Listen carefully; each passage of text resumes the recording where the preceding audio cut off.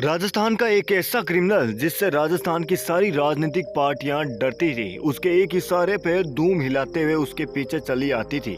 लेकिन एक ऐसी पार्टी भी थी जो ना उस क्रिमिनल से डरती थी और ना ही उसके पीछे धूम हिला के चलती थी। उस क्रिमिनल का नाम था आनंद पाल सिंह और वो पार्टी थी आरएलपी। आरएलपी टीम के लीडर थे हनुमान बेनीवाल। कैसे हुई हनुमान बेनीवाल और आनंद पाल सिंह की कट्टर दुश्मनी और वो कैसे आज भी मशहूर है हनुमान बेनीवाल और आनंद पाल की कट्टर दुश्मनी। चलिए इस वीडियो में आपको मैं पॉइंट बाई पॉइंट बताता हूं कि आनंद पाल और हनुमान बेनीवाल की दुश्मनी कैसे हुई। चलिए शुरू करते हैं। दोस्तों मैं सबसे पहले क्लियर करता चलूं कि आपको ये दोनों राजस्थान के नागौर जिले से ही बिलोंग करते हैं। सबसे पहले बात करते हैं हनुमान बेनीवाल की। तो दोस्तों हनुमान बेनीवाल का जन्म 1972 में हुआ था और उनके पिता रामदेव बेनीवाल जो 1977 से 1985 तक मूंडवा के विधानसभा क्षेत्र के विधायक रह चुके थे और राजस्थान विश्वविद्यालय में हनुमान बेनीवाल ने एमबीए और एलएलसी भी डिग्री हासिल की थी और वो विश्वविद्यालय के अध्यक्ष बने थे 1997 में। चलिए अब बात करते हैं आनंद पाल सिंह के बारे में। 1975 में आनंद पाल सिंह का जन्म सांवराद गांव में हुआ और ये सांवराद गांव भी नागौर जिले में ही आता है।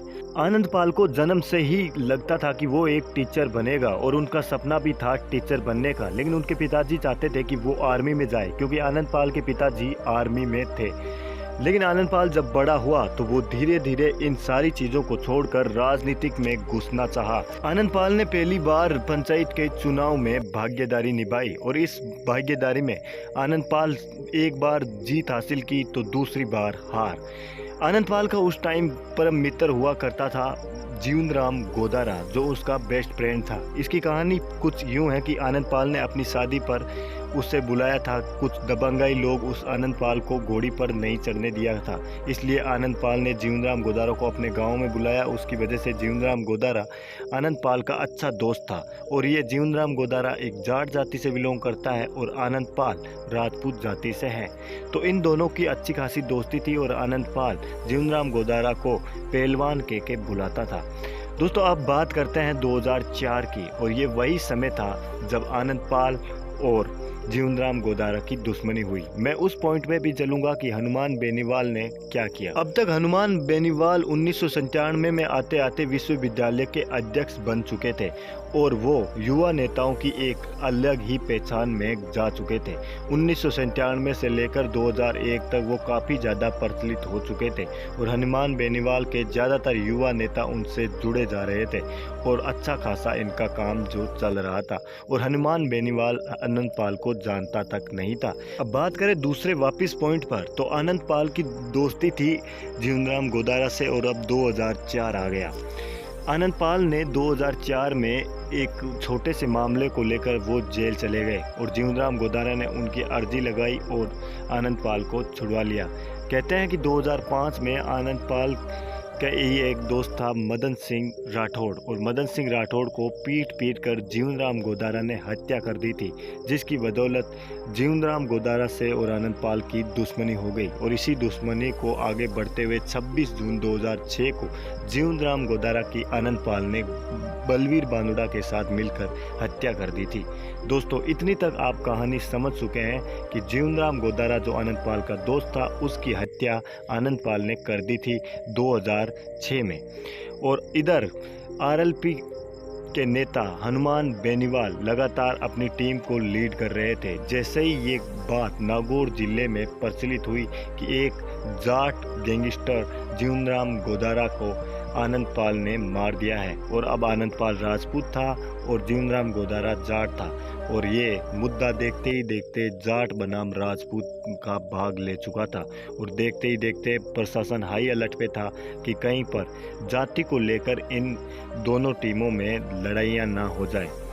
कहते हैं कि अब इस भागीदारी को आगे बढ़ाने का काम हनुमान बेनीवाल ने किया। 2006 में जब जीवनराम गोदारा की हत्या हो चुकी थी तो जीवनराम गोदारा को न्याय दिलाने के लिए हनुमान बेनीवाल लीडर रहे और कई जाट नेताएं और जाट लोग जुड़ते गए हनुमान बेनीवाल से, और देखते ही देखते जाट लोगों की भीड़ उमड़ी और आनंदपाल को सज़ा दिलाने पर सारे लोग इकट्ठे होते गए और ये देखते ही देखते बहुत बड़ा मुद्दा बन चुका था।